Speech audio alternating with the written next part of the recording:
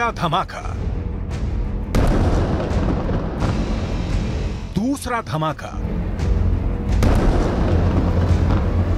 तीसरा धमाका। एक ही सर्जिकल स्ट्राइक में हिजबुल्लाह ने फोड़ डाली इजरायल की 3 आंख।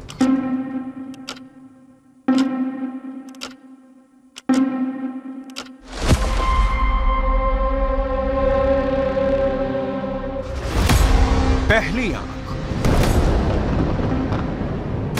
दूसरी आंख, तीसरी आंख।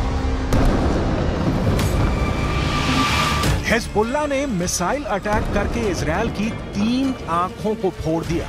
ये मेरान एयर सर्विलेंस बेस है और यहां इजरायल के रेडार और कम्युनिकेशन सिस्टम थे, जिससे वो लेबनान में हिजबुल्लाह पर नजर गड़ाए रहता था।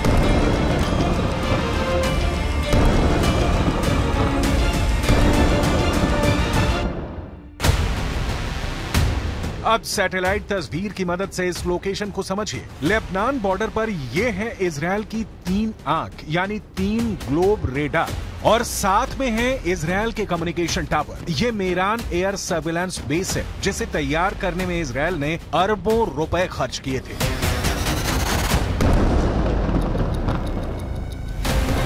यही वजह है कि लेबनान के हिजबुल्लाह ने इसे अपना सॉफ्ट टारगेट बनाया। बेरूत में हमास के डिप्टी चीफ सालेह अल अरूरी की मौत के बाद यह हिजबुल्लाह का इजरायल पर सबसे बड़ा हमला है।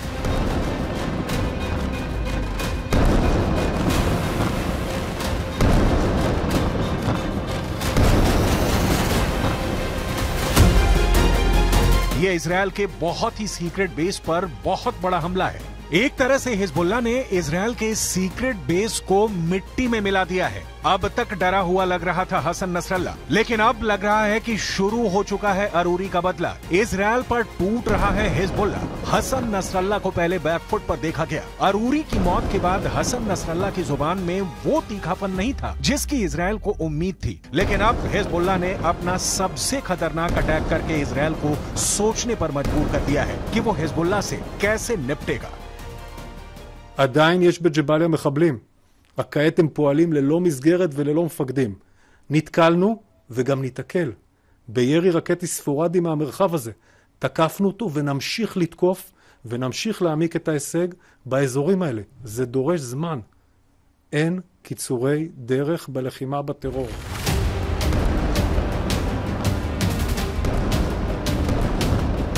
इस वक्त लेबनान और इजरायल के मौत वाले बॉर्डर पर हिजबुल्लाह का पूरा कंट्रोल है। हिजबुल्लाह अब ऐसी मिसाइल फायर कर रहा है जिसके आगे इजरायल के टैंक अपनी तोप रगड़ते हुए नजर आ रहे हैं। हिजबुल्लाह ने निकाली हैं 3 बहुत ही खतरनाक एंटी टैंक मिसाइल और मल्टी बैरल रॉकेट लॉन्चर। ये मिसाइल ईरान से सप्लाई की जाती रही हैं और ऐसी मिसाइलों का हिजबुल्लाह के पास बहुत बड़ा जखीरा है। हिजबुल्लाह 3 तरह की एंटी टैंक गाइडेड मिसाइल इस्तेमाल कर रहा है। ये है कॉर्न, इसकी रेंज 5 किलोमीटर तक है। ये रूस की मिसाइल है, लेकिन अब ईरान इसका देसी वर्जन देहलाविया तैयार कर चुका है और ऐसी बहुत सी मिसाइल अब हिजबुल्लाह के पास है। दूसरी है BGM-71 TOW tow anti tank guided missile. Range है 3.5 किलोमीटर। ये अमेरिका में बनी मिसाइल है, लेकिन अब इसकी नकल ईरान तैयार कर रहा है और उसने हिजबुल्लाह को सप्लाई की है। तीसरी है 85 कॉनकोर्स, रेंज 4 किलोमीटर। ये भी रूस ने बनाई है और अब ईरान में ये तोसान नाम से तैयार की जाती है। इन्हीं मिसाइलों से हिजबुल्लाह ने इजरायल के मेरान एयर सर्विलेंस बेस पर हमला किया है। ये तीनों मिसाइल बहुत ही घातक हैं और जिस तरह से इन्होंने इजरायल के अड्डे उड़ाए हैं, उससे ये बात साबित हो जाती है। हिजबुल्लाह का दावा है कि उसका हर हमला इजरायल को मुंहतोड़ जवाब है। बताया जा रहा है कि हिजबुल्लाह ने इस अड्डे को उड़ाने के लिए 60 से ज्यादा मिसाइल फायर की हैं और सभी अपने टारगेट पर लगी।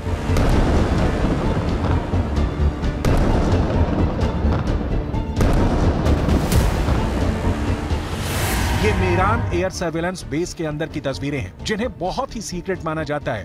ये बेस 1967 में बनाया गया था ताकि लेबनान बॉर्डर पर नजर रखी जा सके। इसका कंट्रोल इजरायल की एयरफोर्स के पास है। इस बेस से हवाई टारगेट को भी ट्रैक किया जाता रहा है और रॉकेट और तोप के गोलों को भी ट्रैक किया जाता है ताकि लेबनान बॉर्डर से लगे उत्तरी इजरायल के इलाकों को सुरक्षित रखा जा सके। दक्षिण लेबनान और उत्तरी इजराइल के बीच जो बॉर्डर है वहाँ तनाव बहुत ज्यादा है। कब कहाँ बम फटेगा, कहाँ धमाका होगा, ये या तो हिजबुल्लाह जानता है या फिर इजराइल की सेना। वैसे यहाँ के लोगों को भी पता है कि बहुत जल्दी युद्ध का एपिसेंटर गाजा से निकलकर लेबनान तक पहुँच सकता है। यहाँ तैनात संयुक्त राष्ट्र की सेनाएं भी अलर्ट मोड पर हैं। लगातार पेट्रोलिंग हो रही है। हमास के डिप्टी चीफ सालेह अल अरूरी की मौत के बाद हिजबुल्लाह के सामने बस दो ही विकल्प है, या तो उसे मरना होगा या उसे मारना होगा। यही वजह है कि हिजबुल्लाह ने इजराइल के अड्डों को टारगेट करना तेज कर दिया है। इस वक्त पश्चिम एशिया में युद्ध की जो आग लगी हुई है, गाजा पर बमबारी के बीच हमास और इजराइल के बीच जिस तरह की टक्कर हो रही है, उसमें अब नया खतरा इजराइल और लेबनान बॉर्डर का भी है। यहाँ भड़के शोले अब युद्ध की इस आग को 10 गुना भड़का सकते हैं और अब दुनिया में सिर्फ 4 लोग इसे कंट्रोल कर सकते हैं। पहले हैं इजराइल के प्रधानमंत्री बेंजामिन नेतन्याहू, दूसरे हैं ईरान के राष्ट्रपति इब्राहिम रईसी, तीसरे हैं अमेरिका के राष्ट्रपति जो बाइडेन और चौथे हैं यूरोप से लेकर अमेरिका तक सबको हिला देने वाले रूस के राष्ट्रपति व्लादिमीर पुतिन। इस वक्त सबसे ज्यादा एक्टिव ईरान है, खासकर किरमान में आतंकी धमाकों के बाद ईरान ने हिजबुल्लाह और यमन के हूथी विद्रोहियों को चौकन्ना रहने के लिए कहा है। ईरान ने इन दोनों मिलिशिया तक पहले ही इतने हथियार पहुंचा दिए हैं कि अगर इजराइल ने गाजा पर बमबारी नहीं रोकी तो हिजबुल्लाह और हूथी दोनों इजराइल पर बम बनकर फट सकते हैं। ये बात नेतन्याहू भी जानते हैं। הנחתה את צה"ל לצאת למלחמה כדי לחסל את החמאס, להשיב את חטופינו ולהבטיח שעזה לא תהיה עוד איום על ישראל.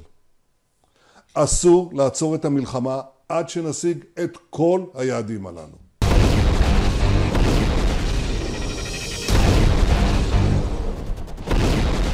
जब से सालेह अल अरूरी को इजराइल ने ड्रोन स्ट्राइक में मारा है, तनाव बहुत ज्यादा फैल गया है। ये ड्रोन स्ट्राइक बेरूत के दहिया इलाके में हुई, जिसे हिजबुल्लाह का गढ़ माना जाता है। दहिया में जब सालेह अल अरूरी को जब हमास के ऑफिस के करीब देखा गया, तब इजराइल का ड्रोन मौत बनकर टूट पड़ा। इस हमले में सालेह अल अरूरी के अलावा 5 और लोग मारे गए जो हमास के ही अधिकारी थे।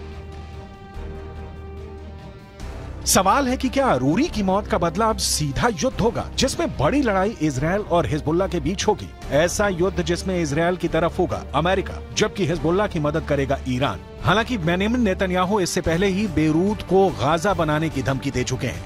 תקפנו מטרות רבות של חיזבאללה, חיסלנו מחבלים רבים, ואני שב ואומר, אם חיזבאללה יבחר להיכנס למלחמה,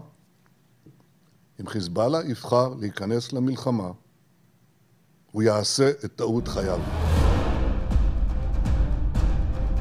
देखा जाए तो हिजबुल्लाह वो संगठन है जिसे ईरान से पूरी मदद मिलती है और ईरान हिजबुल्लाह को इजराइल के खिलाफ एक बड़े हथियार के तौर पर इस्तेमाल भी करता आया है। लेकिन इजराइल ने अगर हिजबुल्लाह का हाल हमास जैसा करने का फैसला किया तो लेबनान में वर्ष 2006 वाले युद्ध की तबाही दोहराई जा सकती है। 2006 में हिजबुल्लाह और इजराइल के बीच 34 दिन तक युद्ध चला था। तब इजराइल के 121 सैनिकों को मिलाकर 160 लोग मारे गए थे, जबकि हिजबुल्लाह के 250 लड़ाकों समेत लेबनान के 1200 लोगों की मौत हुई थी। हम अपनी वीडियो लाइब्रेरी से 17 वर्ष पहले लड़े गए इस युद्ध की तस्वीरें निकाल कर लाए हैं ताकि इस बात का अंदाजा लगाया जा सके। लेबनान का वही हाल कर सकता है जो इस बार गाजा का कर रहा है। इसलिए हिजबुल्लाह को नेतन्याहू की धमकी को बहुत गंभीरता से लेना होगा, क्योंकि इजराइल अब बेरूत को दूसरा गाजा बना देगा। ये वो साफ साफ कह रहा है। इजराइल जानता है कि अरूरी की मौत ने उसका एक दुश्मन खत्म किया है, लेकिन कई और दुश्मन उसके खिलाफ तैयार हो चुके हैं। हमास के चीफ इस्माइल हानिया ने भी कह दिया है कि इजराइल को अरूरी के मर्डर की कीमत चुकानी होगी। अरूरी की मौत से इजराइल के 3 बड़े दुश्मनों को बहुत जोरदार झटका लगा है।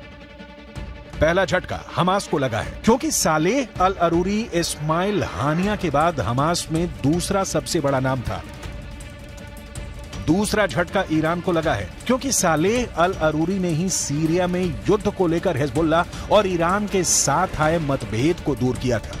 तीसरा बहुत बड़ा झटका हिजबुल्लाह को लगा है, क्योंकि इजराइल ने बता दिया है कि अब वो लेबनान की राजधानी बेरूत और हसन नसरुल्लाह के गढ़ को टारगेट करने से पीछे नहीं हटेगा।